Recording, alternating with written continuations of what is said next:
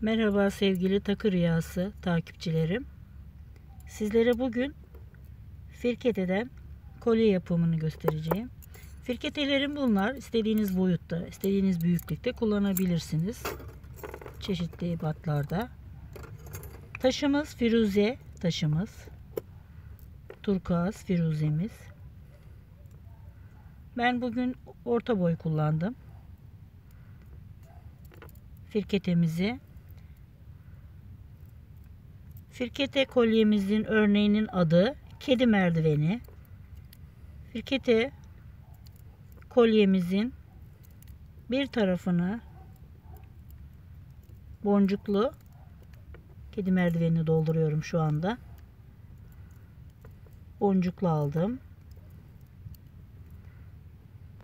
Diğer tarafı boş halka. Yine kedi merdiveni dolduruyorum. Bu şekilde firketemizi dolduruyoruz.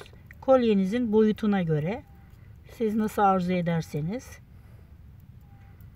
Daha sonra kolyemiz firketemize yapıldıktan sonra şu şekil çıkarıyoruz. Şu şekil. Ve kolyemizin boyun kısmını da 3 zincir alıyorum ve 3 halka